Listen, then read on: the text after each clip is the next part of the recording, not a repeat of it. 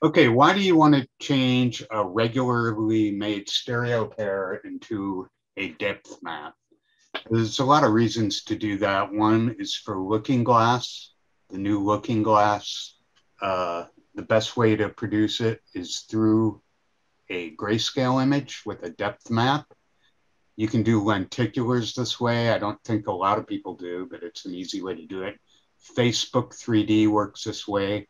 Also, if you've done a 3D image and you have too much depth in it, you can reduce it. Or if you don't have enough depth in it, you can increase it. There's a lot of distortions that are introduced when you do this, and I'll go over those in this workshop.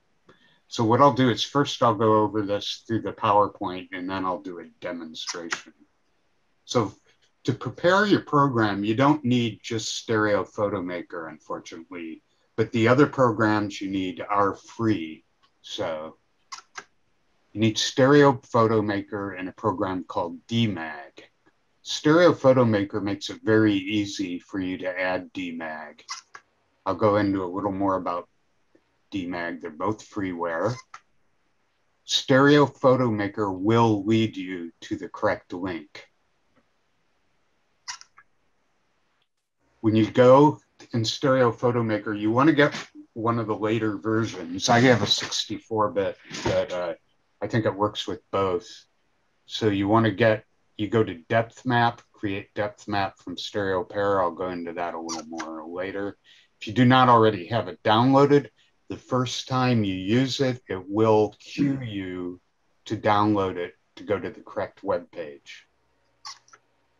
So this will go into a little detail about where you go. You're going to edit, you're going to depth map, then you're going to create depth map from stereo pair. Are you seeing this? Yeah. Thanks. So the first time you're going there, this is what it'll show you. So you're creating, all you do is just open up your stereo image and hit create depth map from stereo pair. So you put it in, you hit, what they did is they made it very easy. There's a bunch of DMAG programs. You can get lost in this stuff. There is so much work this guy's done. Ugo. So Ugo Capetto is the inventor of this. And the website's here. I'll have this available at the, where I'll have the link to this meeting. It was a standalone program first. So I've been using this program for a while for other applications where I do need to generate a depth map. So there's many varieties of the program, but the best ones to use, let me go back here, are these ones. And what they did at Stereo PhotoMaker is he actually produced a zip file of the ones you need. So you don't need to actually follow that link. So you put these and you download them somewhere on your computer, and then it'll ask you to point to where the programs are. So you don't want to put it into a program file because it will, then you have to have administrative privileges. So you put it somewhere else, like somewhere in the C drive. So it'll have a list of these files. You extract them to this point. I'll show you how I did it when we get back into that.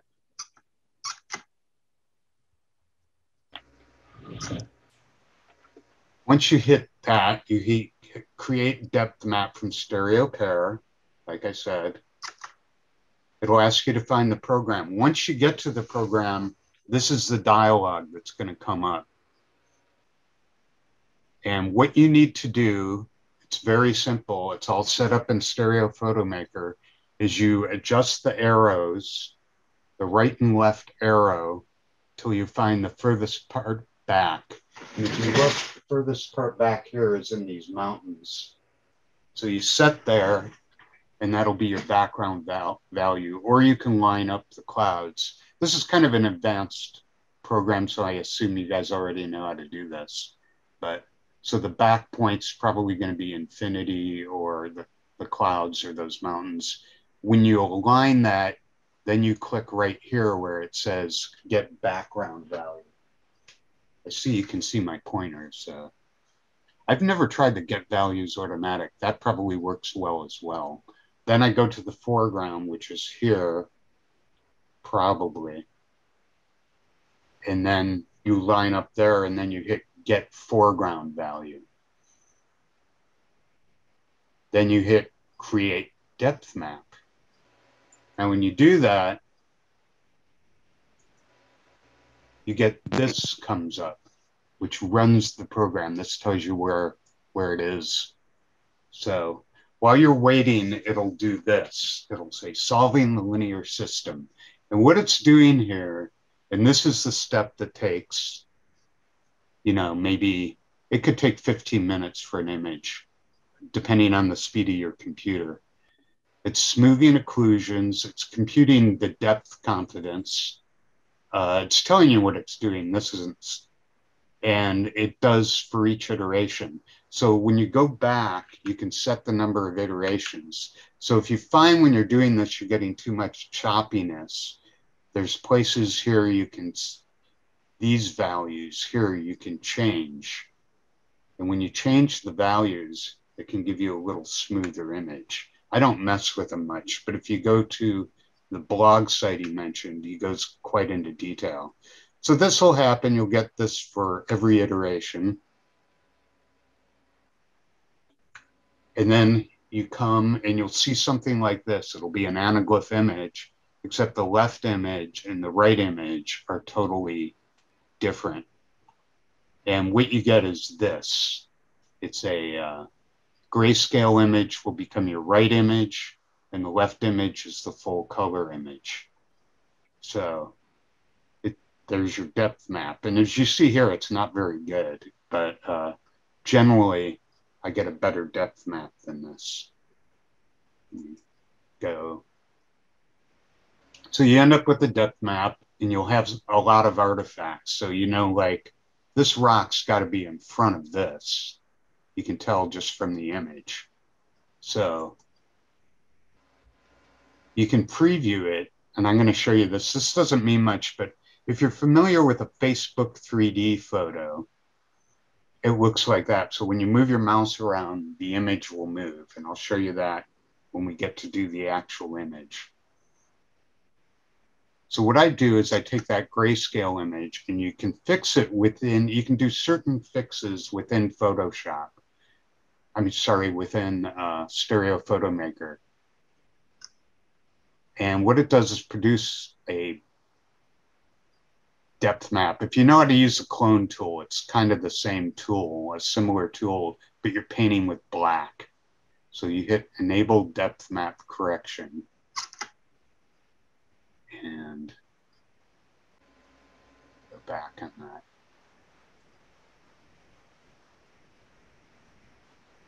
So you can import that, you clean it up. I'll show you how to do that a little later. You set these and you can use a paintbrush and correct that.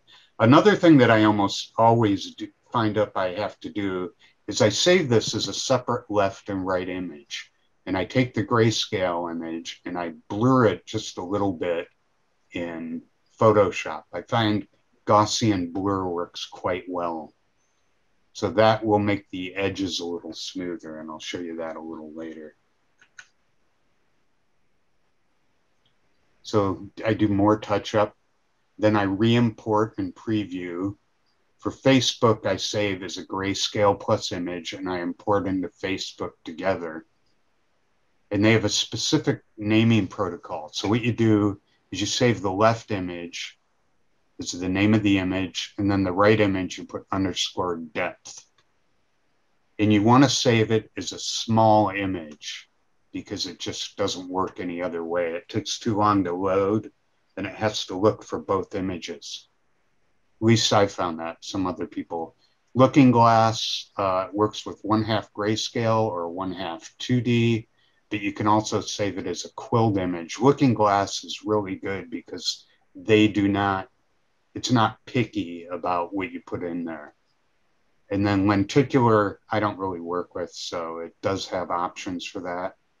And then you can, if you're correcting a pair, when you save it, I'll show you a little later what the window looks like. create 3D image from 2D plus Depthmap.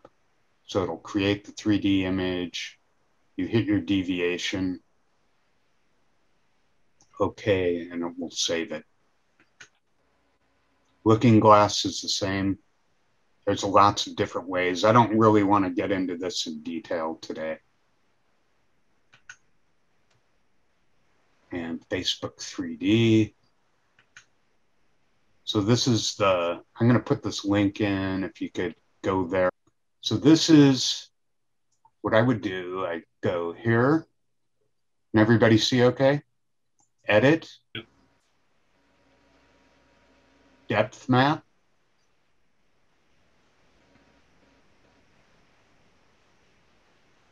Create depth map from stereo pair. You can also hit Control Shift D. Okay. I can either hit Get Values Automatic. This is what it thinks is the front and the back.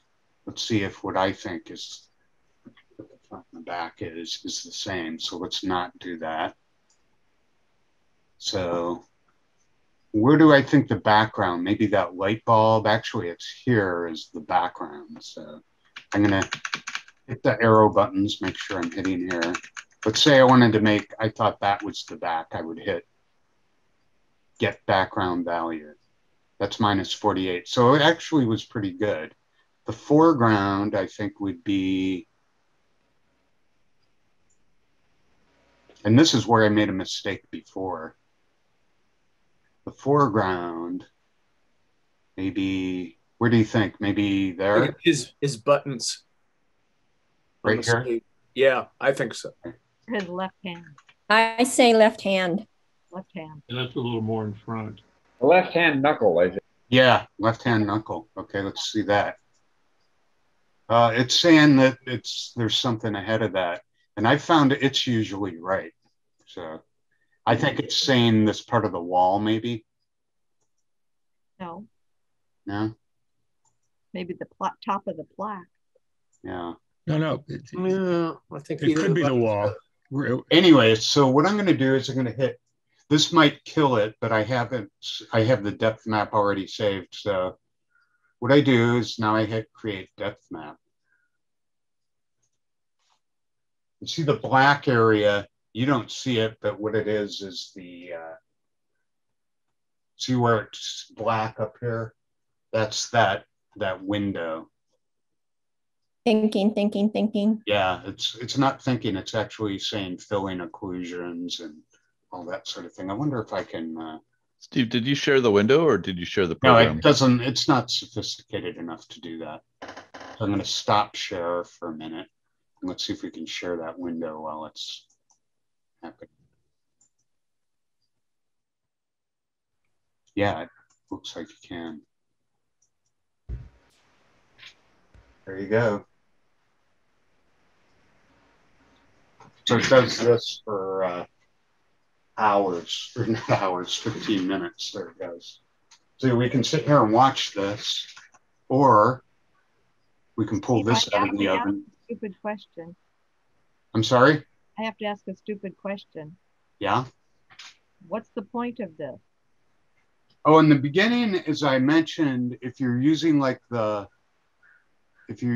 anything where you need a lot of intermediate images, like Looking Glass or Facebook 3D, it doesn't work with a stereo pair. You have to have a depth map.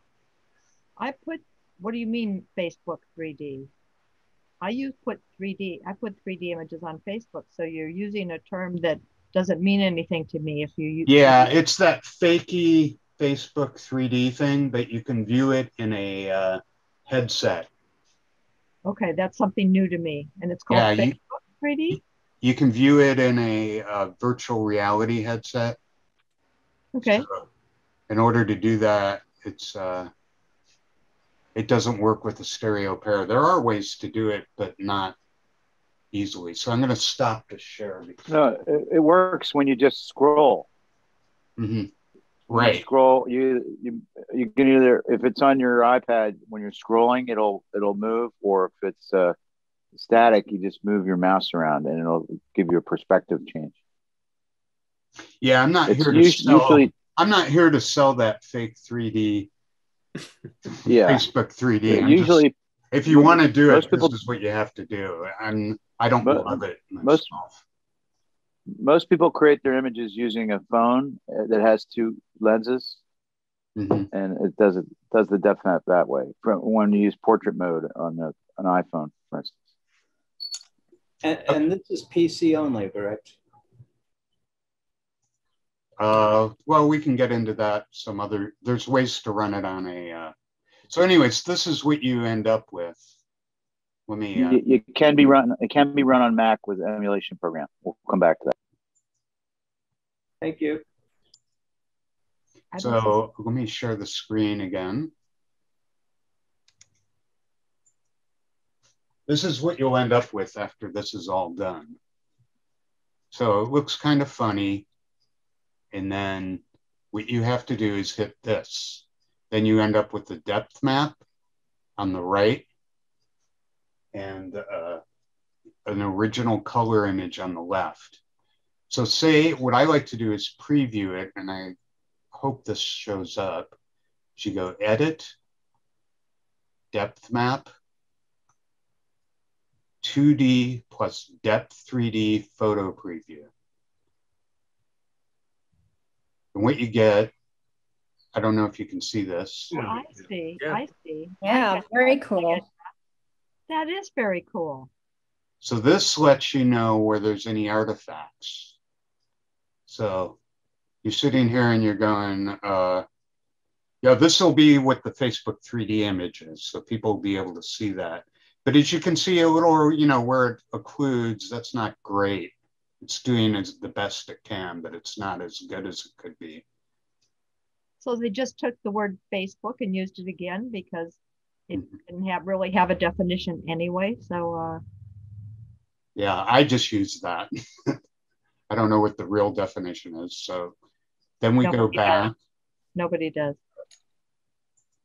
So this is the image. So I take a look at that and I see something about Ugo's. One of the things, if you see Mitch's hair here, yeah, you see that's an error. Just very definitely an error because that should not be happening. And then when you go back into this, you go to View. I'm sorry, Edit. If we go back, we can see when we do this. Look at right there. You can see kind of a little artifact, and that's probably that's big enough to show up. And the looking glass is not a very picky display, so it probably won't show up there. I usually don't even bother, but for anything else, you're going to say, that's not quite right. It's not bad, but it's not quite right. So you can do one of two things here. You can go into the whatever program you're happy with and clean that up yourself. You save them as separate images. But another thing you can do, and this was added pretty recently, is correct depth map. And it's the same thing where you hit a control button. And what I would probably do is say, well, his head's going to be the same color as this. So I match the head color. So this is the depth color. If it's dark, it's going to be way in the front. If it's white, it's way in the back. So you want to match the other color and then just paint this. And you'll see on the left that it's painting right over. You can see where you're painting over the hair. So you want to make sure you get that right. Sorry about that. And another thing you can do is save it as a left and right. And this I do a lot. And then I put it into Photoshop. And I'm going to stop the share and go into Photoshop. And this is something I do with I do a lot of depth map work myself, generally for commercial stuff. So I'll go, there's the image in Photoshop. I'll go filter, blur, Gaussian blur. And I have it all set up now, so you can change this. You don't want it that blurry, but I just add a little bit of blur. And that makes those edges a little softer. Wasn't there a command for that, right, in Stereo Photo Maker? I thought I saw one. If there is, let me know. I thought I saw it on that menu you were on before. Okay. Let's find out. I was thinking that would be a great addition, so okay. Where did you see it? Oh no, I see what you're talking about. Lens blur. Yeah. Lens blur. Okay, let's show you how to do lens blur. That's another. Oh, it's like a bokeh. That's another reason to have a depth map. Is say you have this photo, you're showing it as a 2D photo, and you want to focus on Chris. Do you see that? Yeah. Yeah. See, now Chris is in focus. So it's a bokeh blur. Yeah. So now I'm exaggerating that effect. So that's something you can do, Bokeh, I think. Is that how it's pronounced? So look. It's like changing, it's like adding depth of field. Yeah, or subtracting depth of field, really. Yeah, or making it a shallow depth of field. Yeah. So that's something else you can do with this. It's another reason to add to make a grayscale. And this is inside SPM. Yeah, you can do all this with SPM. You don't need, you could use GIMP for the grayscale smoothing if you want. I mean, aside from the depth mapping. Mm-hmm. But yeah, everything's in SPM. One quick question. When you first did the depth map thing, we got this odd color thing. How did you just turn that into black and white, or how did you get it to go to gray? No, that thing? Yeah, it does that. It replaces the right image with the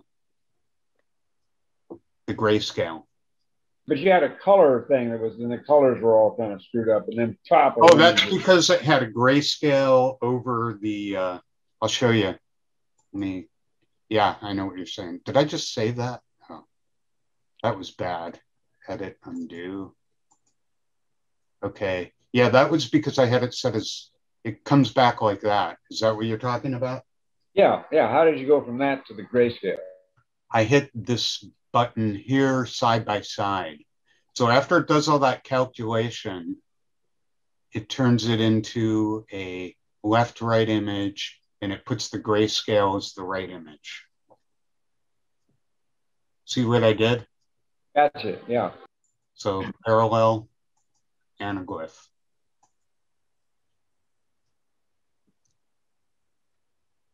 So that's why it's weird. So there's a lot of utility of having a grayscale image for your stereo image. And I think that's it. Any more questions?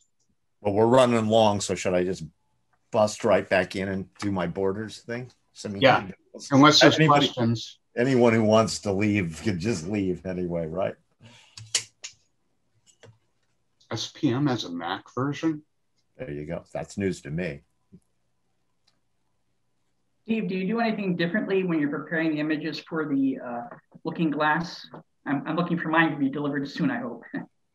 Yeah, no, I found the looking glass it's kind of a low resolution. So I picked up a lot of my old L'Oreal pictures that were film, and I scanned them. It's perfect for L'Oreal because it's a portrait format. And it's so unpicky, the format, that I don't have to do anything special. The other thing is, yeah, the looking glass portrait's the one. The other thing I was going to say about looking glass is it only has horizontal parallax, and you'll notice that part of the stuff that looked weirdest was when Steve started to move things vertically. but you're not going to get that in the Yeah. looking glass. Thing you can do is save you can decide to save the right image as your reference image or things like that. It'll actually save, there's ways to save up and down and other things to make a mosaic. You actually get a mosaic image is what you end up with if you're saving for looking glass. Yeah.